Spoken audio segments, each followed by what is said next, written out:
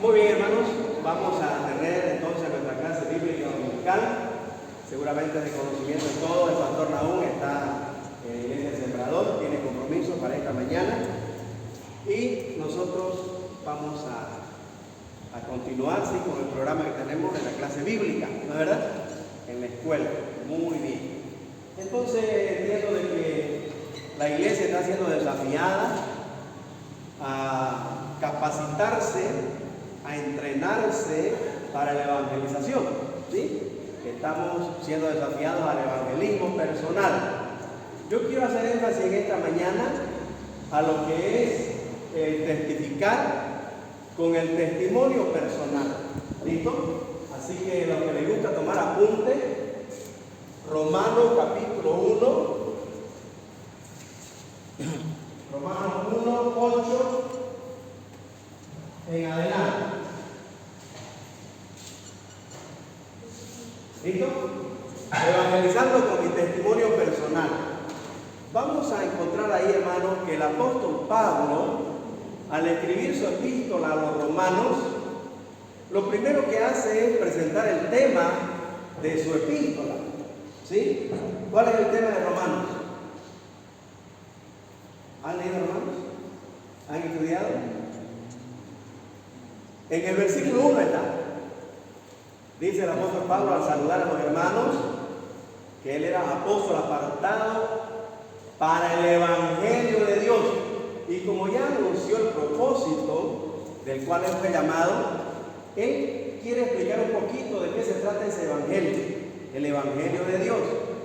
Y entonces desde el versículo 1 hasta el versículo 7 es el saludo más largo que hay en las epístolas de Pablo.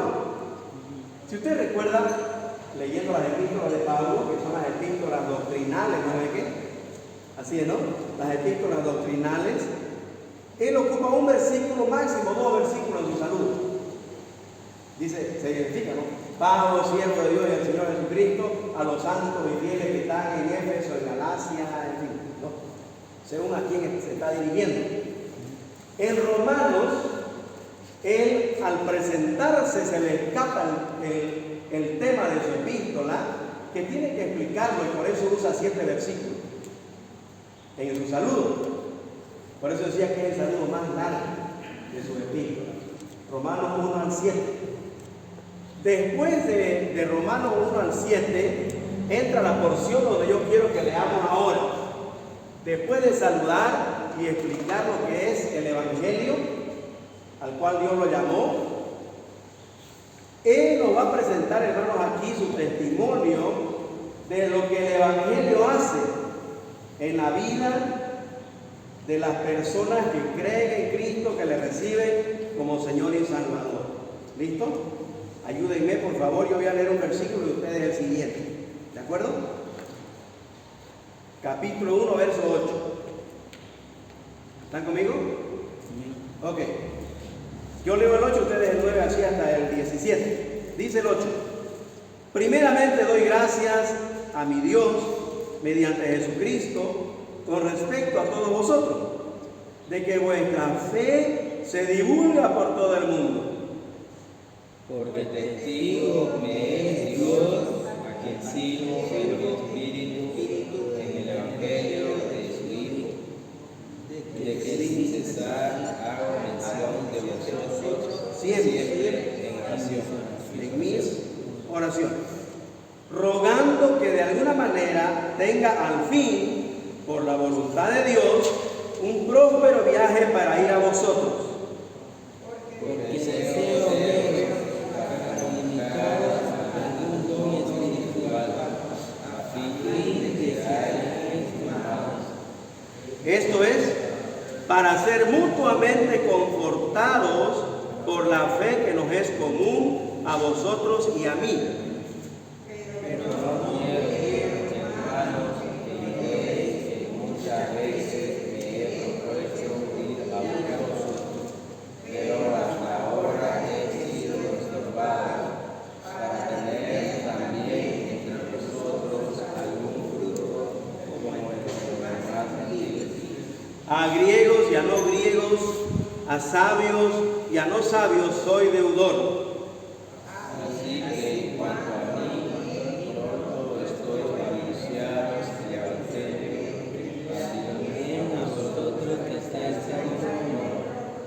Porque no me avergüenzo del Evangelio, porque es poder de Dios para salvación a todo aquel que cree, al judío primeramente y también al griego. Porque el Evangelio es la justicia de Dios que se revela por fe y para fe, como está escrito, más el justo vivirá. Te damos gracias, Padre nuestro, por tu palabra. Pedimos, Señor, que tu Espíritu Santo ministre nuestras vidas con la enseñanza de hoy. En el nombre del Señor Jesús. Amén. Y amén. Ok, hermanos, aquí tenemos prácticamente el testimonio del apóstol Pablo acerca de su vida cristiana. Como él ya expuso lo que es el Evangelio y qué significa, que ese es otro tema que me gustaría también ampliarlo, pero vamos al grano, al testimonio de Pablo. En estos versículos que acabamos de leer, hermano, encontramos que el apóstol Pablo nos comparte lo que el Evangelio hace en la vida de la persona que lo cree, que lo recibe. Y de repente, si no lo saben, lo que Pablo explica del Evangelio es que el Evangelio no es una religión. El más grande error que hay dentro de las iglesias, inclusive evangélicas, es pensar de que si estamos aquí porque hemos cambiado de religión. Y ya no soy testigo de Jehová, no soy mormón, no soy católico, soy evangelista. Escuché a uno no hace mucho que me arrepiento de haberme cambiado de religión y se ha vuelto a su religión. O sea, las iglesias están llenas de ese tipo de personas. Les cuento, ojalá que no haya ningún religioso aquí. Porque el Evangelio, hermano, no es una religión. El Evangelio es una persona. Estúdienlo, el saludo de Pablo, Romanos 1 al 7. Ahí Pablo va a explicar quién es esa persona, de qué se trata, etc. Pero el Evangelio no es una religión, no es una filosofía, no es una nueva ideología. El Evangelio es una persona, hermanito. Una persona que ocupó mi lugar en la cruz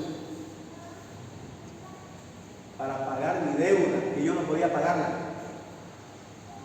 al Padre. ¿Sí? Y de esa persona que el apóstol Pablo nos habla, quien cree en esa persona y tiene una relación, porque eso es la vida cristiana, no es una religión, es una relación personal, íntima y deleitosa con Jesucristo. Por eso la figura del matrimonio es la mejor figura de la relación de un creyente con Jesucristo, el matrimonio. Fíjense lo hermoso que es esa etapa del enamoramiento, del noviazgo, y hay que cultivarla hasta que la muerte nos separe, ¿no? Eso es lo ideal. Claro que muchos matrimonios de repente, después que pasan los años, dan otra cara, ¿no? de lo que es el matrimonio por la vida que lleva. Pero eso no tiene nada que ver con lo que significa realmente el matrimonio.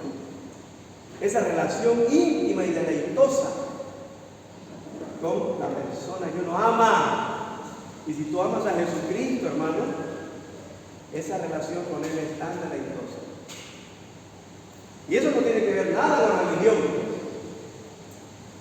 La religión es puro normas, puro reglas. No vas a comer chancho, no vas a hacer nada el sábado si no pierdes tu salvación. Esa es religión, y busca que a la gente le gusta la religión, le gusta que se le exija y ellos cumplir. Ajá, yo cumplí, pues no hice nada el sábado, no he comido chancho hasta ahora, no he tomado café, yo no todo, ay, dice, mi religión no me lo permite. Religioso, y las iglesias están llenas de religiosos.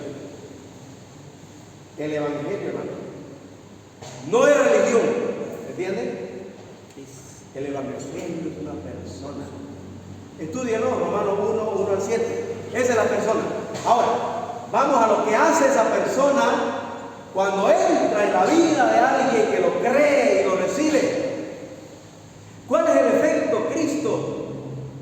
¿Cuál es el efecto Cristo en el corazón del que lo recibe? Miremos el testimonio de Pablo.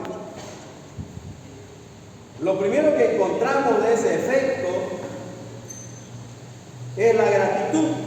Dice el versículo 8, primeramente doy gracias a mi Dios. Ahí está. Doy gracias a mi Dios. Entonces, ¿qué produce el Evangelio? Dígalo fuerte. Gracias. Acción de gracias. Gratitud. Hermano, cuando alguien cree en Cristo y lo recibe como Señor y Salvador, su corazón se llena de gratitud. Está tan agradecido con Dios que, hermano, hace las cosas no porque está en el reglamento y en los estatutos de mi religión, de mi iglesia.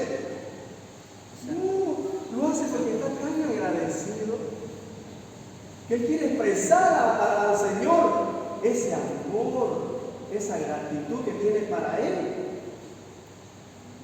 No da su diezmo porque está su sobre ahí y sabe que al fin de mes el secretario o el tesorero va a ver si dio o no dio. No da su diezmo por eso. Da su diezmo porque está agradecido.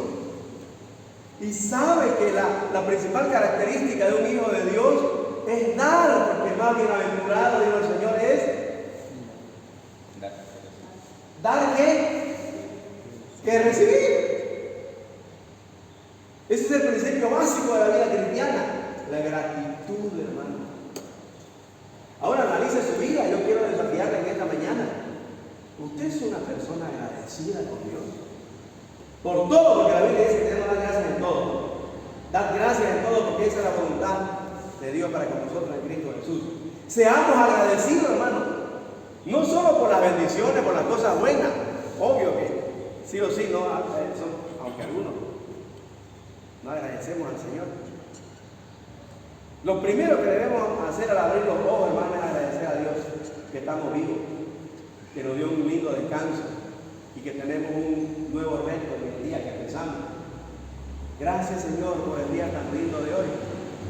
Gracias, Señor, por la vida, la salud, sus provisiones, etc. Dice la Biblia que las misericordias de Dios son nuevas cada mañana. ¿Cómo no estar agradecido? Pero la gratitud brota de un corazón lleno de Dios. Si Jesucristo está en tu corazón, hermano, la principal característica va a ser la gratitud. ¿Cuál es la principal característica de la persona que ha creído en Cristo? Gratitud. Hermanos, nosotros podemos testificar con este testimonio. Si mis vecinos ven que yo soy agradecido con Dios, hermanos, esos vecinos van a decir: oye, en las buenas y en las malas, y manda gracias a Dios. Igual vive agradecido. Voy a investigar qué es lo que pasa con él.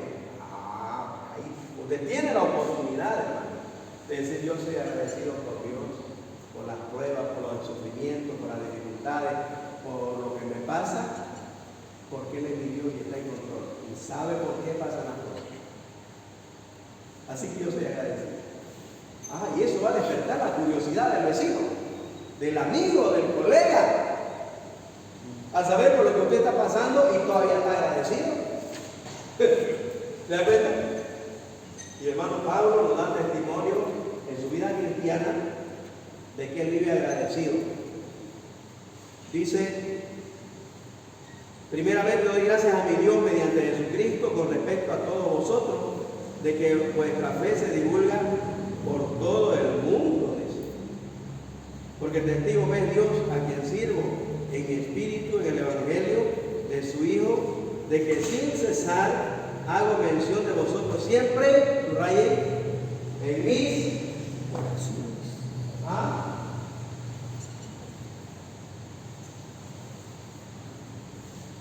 ¿Qué brota de un corazón agradecido, lleno de Cristo? También brota, léalo. Oración, hermano. Quien tiene a Cristo en su corazón va a anhelar comunicarse con Él, hablarle, decirle lo que hay en su mente y en su corazón. Expresarle cuánto le ama.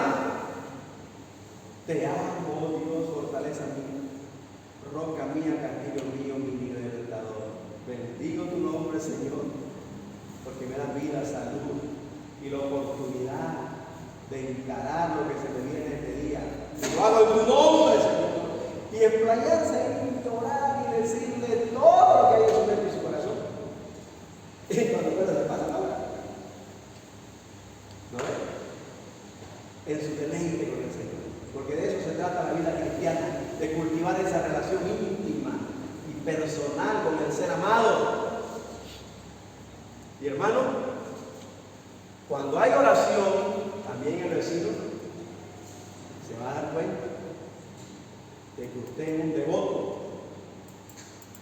de que usted se comunica con su Dios, le habla a su Dios, y él quiere también aprender a orar, y le van a decir, enséñame a orar. Yo solo sé rezar, yo solo sé repetir de memoria, yo empezar a morir, gracias Señor contigo, maldito,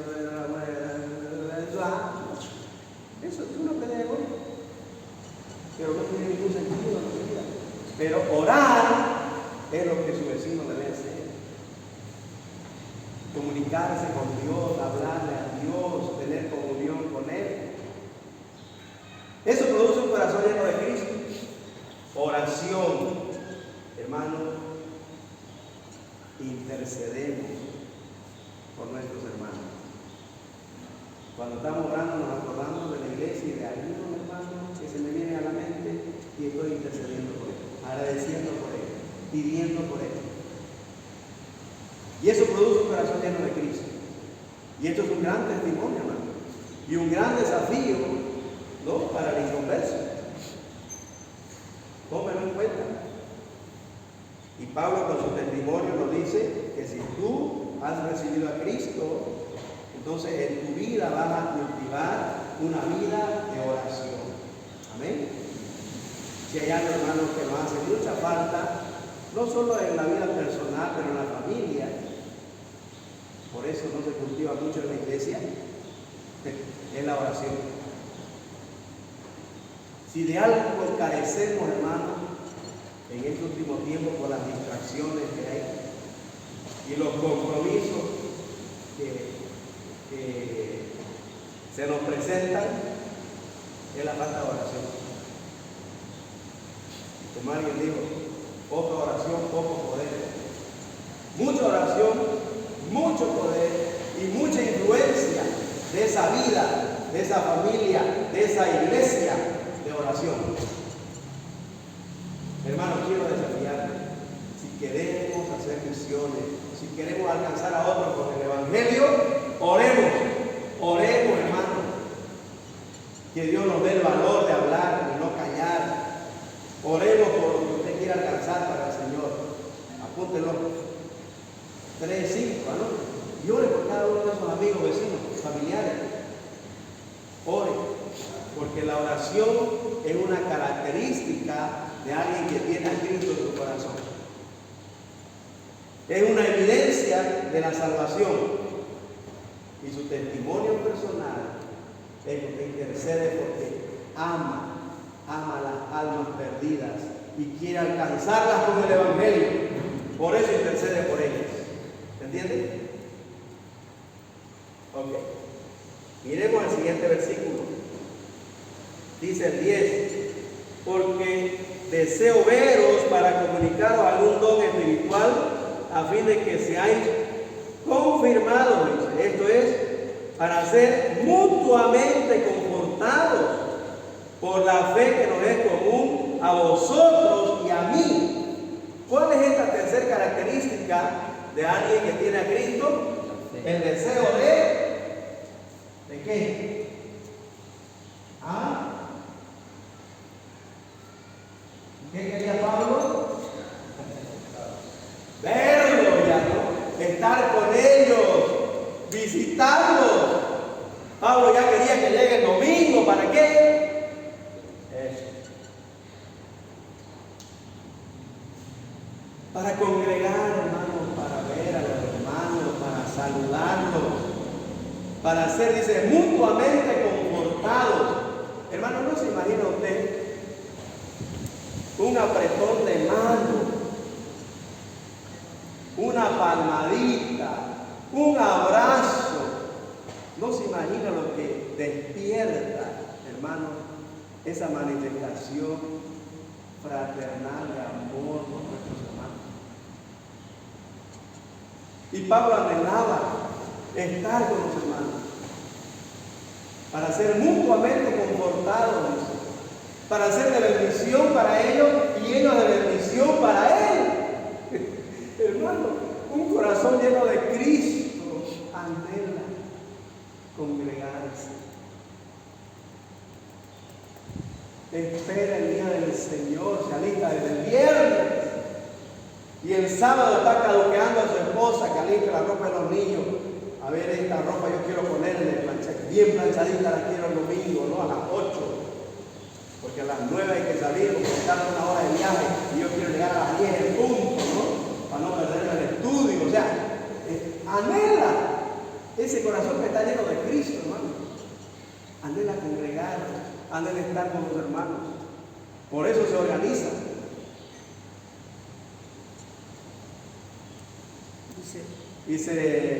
Y deja tanto otro compromiso, ¿no? El domingo, porque el domingo es día del Señor. Yo tengo compromiso con mi Señor. ¿Sí, hermanito? A fin de que seáis confirmados, ¿a qué se refiere? Sí, en la fe. No sé si confirmado o confortados. ¿Dónde es? Versículo 10, ¿no? 10, 11. Porque deseo veros para comunicar algún don espiritual a fin de que seáis confirmados. Sí, confirmados. Tiene que ver con confirmar la fe de ellos. La cosa es que el apóstol Pablo no conocía a estos hermanos. Nunca los había visitado. Él anhelaba visitarlos, como vamos a ver más adelante, pero nunca había ido. Pero él sabe que hay una iglesia ahí. Él ha escuchado. Y muchos eruditos dicen que es el resultado de Hechos capítulo 2, de lo que pasó en el día de Pentecostés. Muchos prosélitos romanos en Jerusalén, ¿no? Fueron alcanzados por el Evangelio, por la predicación de Pedro, ¿no? En Hechos 2, y volvieron y plantaron esa iglesia. Así que Pablo quería, como dice más adelante, estoy también para anunciarle el Evangelio, dice, quería confirmar que realmente la iglesia, como dije anteriormente, en Roma, no eran solo religiosos, sino que eran personas renacidas, y quería confirmar la fe de esos que congregaban. En todos los viajes que hizo Pablo, fue también por fe, porque no conocía, no sabía mucho de ellos. En los viajes que tuvo Pablo, muchos de ellos no sabían, no conocían a los hermanos. Sí, cuando llegaba por primera vez a ese lugar para plantar iglesias, ¿no? Exacto. Pero después del segundo viaje, cuando pasaba visitando esas iglesias, nos pasaba confirmando, ¿no? Afirmando la fe de esos hermanos.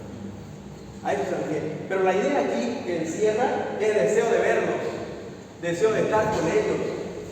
Y al conversar, al tener comunión, de afirmar la fe, confirmarnos en el Evangelio. Hermanos, para eso nos congregamos, para confirmarnos, animarnos el uno al otro y crecer juntos, motivándonos. ¿Sí? Este es otro desafío, hermanos, si queremos alcanzar a los perdidos.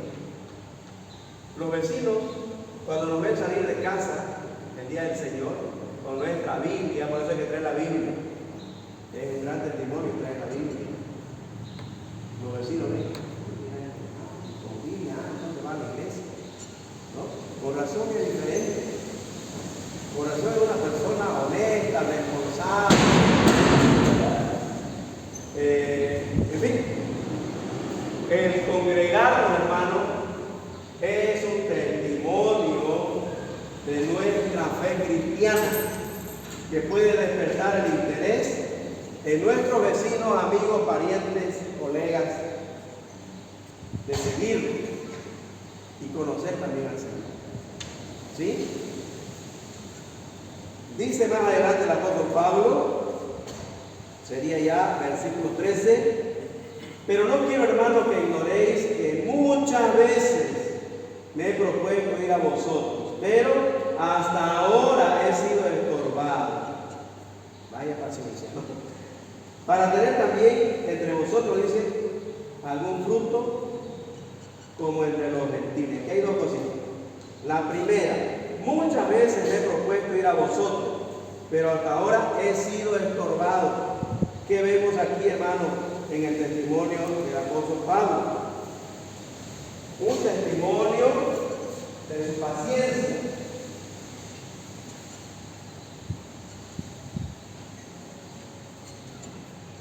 Paciencia en medio de las pruebas, hermano. No solo aquí, pero en otro lado también el apóstol Pablo siempre compartió su deseo de ir a Roma, de visitar, pero siempre ha sido estorbado. ¿A qué se refiere? Que él se ha proyectado, él ha hecho planes, él ha agendado su viaje y dice, ahora sí o sí voy a ir a Roma, ¿no? Y se ha propuesto ir a Roma, pero ha sido estorbado, es decir, de alguna manera ese proyecto ha sido truncado. Y eso nos enseña la paciencia de Pablo en medio de las pruebas, de los obstáculos y las dificultades que él se ha encontrado, ¿no?, al seguir su proyecto, su plan, la agenda que él tenía. Porque recuerden que el hombre propone, dice, ¿no? Y Dios dispone. Sí, el deseo está en nosotros, pero es Dios el que encamina, ¿no?, los planes que él tiene para nosotros. Entonces, muchas veces he sido estorbado. Paciencia, hermano. Paciencia en medio de las pruebas. No siempre las cosas salen como yo las planeo, como yo me las agendo, ¿no? Siempre va a haber alguna dificultad, algún obstáculo, algo que de repente me va a impedir que las cosas salgan como yo me las he propuesto. Pero ahí es donde debemos tener, hermanos, ¿no?, la templanza, el dominio propio, de reconocer que, bueno, ¿qué vamos a hacer? Dios está en control. Así que con afanarse y estresarse no va a solucionar nada. ¿Qué va a hacer? Dios tiene otros planes. Vea que hay detrás de esas pruebas. Más bien, trate de visualizar el propósito de Dios al presentarse esa dificultad, ese obstáculo. ¿Me entiende? Pablo, hermano, era perito. Paciencia en medio de la prueba y sacar de cada situación el provecho, ¿no? Al mal tiempo, decía Pablo siempre, ¿qué? Buena cara. Sí. Imagínense Hechos 16, 25. Pablo y Silas en la cárcel, a la medianoche, todos apaleados y en el seco, a de yapa. Pies y manos ahí, ¿no? Pero su boca más bien no estaba tapada. ¿Y qué pasaba a la medianoche? Cantaban himnos al Señor.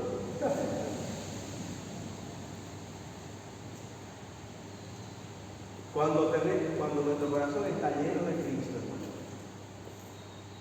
va a haber esa paciencia en medio de las pruebas y vamos a discernir los propósitos de Dios a través de ellas. Y vamos a sacarle beneficio. Y vamos a decir, esto tenía Dios, no con esta situación. Porque ¿qué pasó con eso? Por ejemplo, nació la iglesia en Filipo, se convirtió el carcelero, toda su familia, todos los presos. Bueno, fue Lidia la primera, ¿no? Pero ¿se imaginan? Hermanos, seamos pacientes, cuando las cosas no me salgan como yo me las he agendado. No es fácil, me cuento, hermano. A menos los que somos así, ¿no? Metódicos. Yo después a ojos cerrados, ¿no? Donde dejo las cosas ahí, yo voy a ojos cerrados y las saco. Cuando no las encuentro, ¡ay! ¿No? Pero en paciencia, en medio de las pruebas, hay que saber, ¿no? Tener esa templanza, ese dominio propio, para ir puliendo el carácter. Y el Espíritu Santo formando el carácter de Cristo. ¿No ven? Testimonio de Pablo de cómo podemos alcanzar a los perdidos con el Evangelio. Pero también versículo 13, en la segunda parte, dice, donde estamos en versículo 13, para tener, dice, también entre vosotros, como entre los gentiles, que dice, subrayen, algún fruto. Anoten.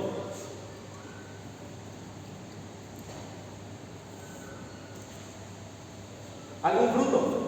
Hermanos, cuando Jesucristo está en mi vida y yo disfruto el Evangelio, que es la persona de Cristo, voy a anhelar tener fruto.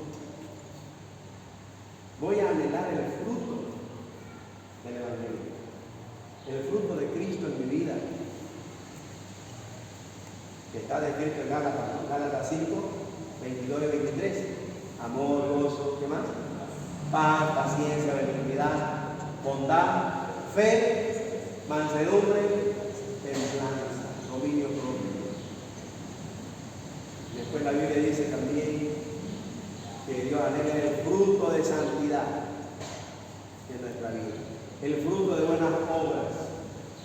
Dice el Señor Jesús en Mateo 5:16, así alumbre vuestra luz para que los hombres vean vuestras buenas obras y glorifiquen a vuestro Padre que está en los cielos.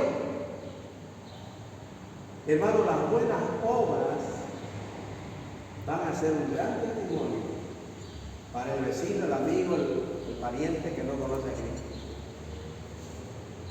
Ellos quieren ver. ¿Saben, hermano? Vivimos en una cultura actualmente donde ya la gente está cansada de escuchar lo bonito que hablan los evangelistas, lo bonito que predican, que enseñan. Ya ellos quieren ver que lo que realmente dicen es verdad. Necesitamos, hermano, el fruto de Cristo en nosotros. ¿Ya? Luego, versículo 14 y 15, dice, a griego y a no griego, a sabio y a no sabio, soy deudor. Así que en cuanto a mí, pronto estoy anunciando el Evangelio también a vosotros que estáis en Roma. Ahí está, anunciar el Evangelio a los que están en Roma. Hermano, lo que tenemos aquí, el Evangelio, o sea, Cristo nosotros nos hace deudores. Deudor.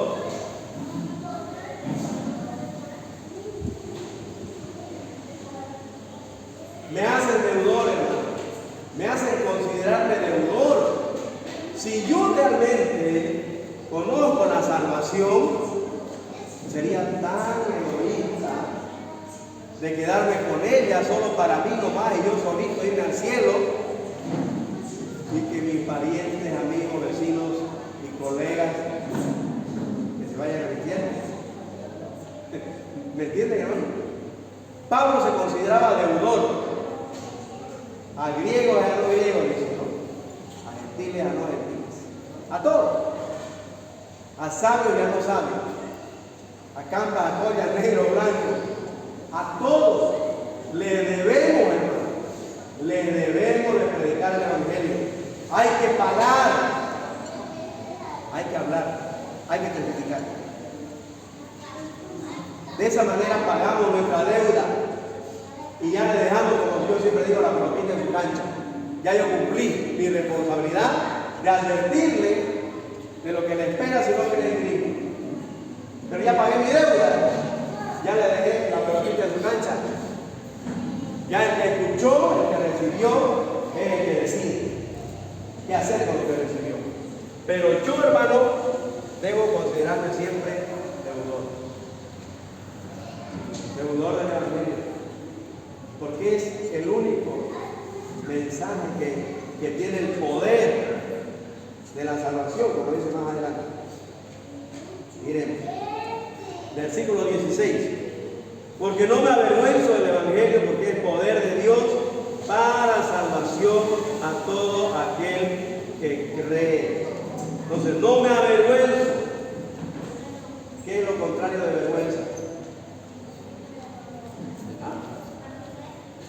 ¿Qué es lo contrario de vergüenza? Cobardía, claro. Me escondo yo, para que no diga nada, para que no me rechacen, ¿no? Oye, así todo soy evangelista. Ay, no. Sí, y si yo te vi allá en misión, ay, se me invitaron, no sé qué había. Vergüenza de Cristo. Cobarde. Y la Biblia dice que el reino de los cielos no es para los cobardes, es para los que confiesan a Jesucristo. Porque Él dijo: el que me confiese delante de los hombres, yo también lo confesaré delante de mi Padre que en los cielos. Así que Pablo decía: porque no me avergüenzo del Evangelio, porque es poder de Dios para salvación. Así que, ¿qué le puse aquí? Confesar.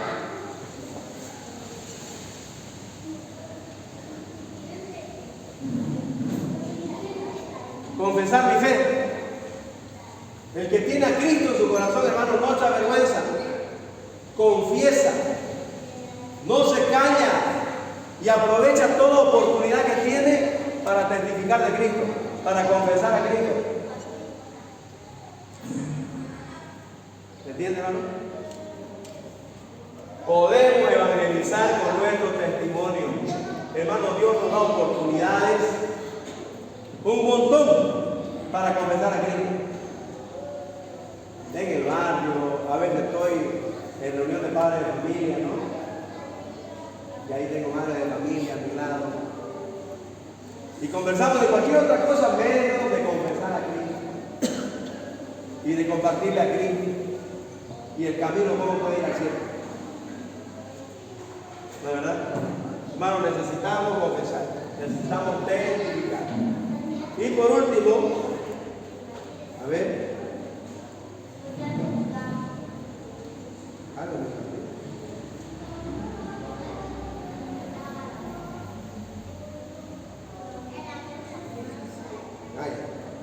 el número 17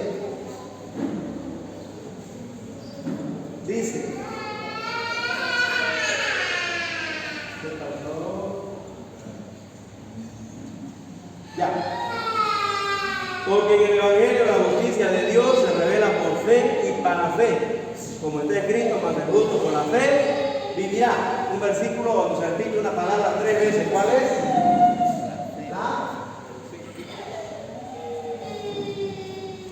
¿Qué es eso?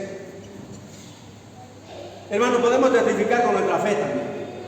Nuestra confianza y dependencia del Señor puede ser un gran testimonio para el vecino, para el familiar, para el amigo, para el colega con el cual yo me estoy relacionando.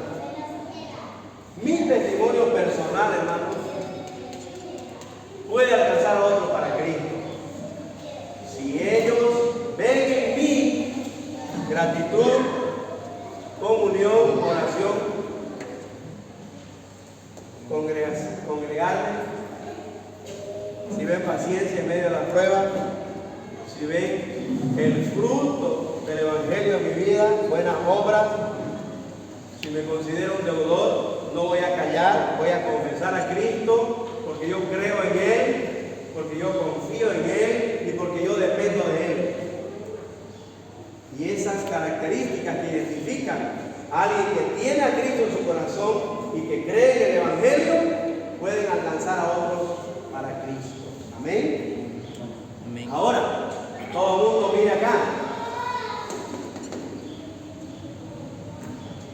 estas cualidades cristianas, póngase la mano al pecho,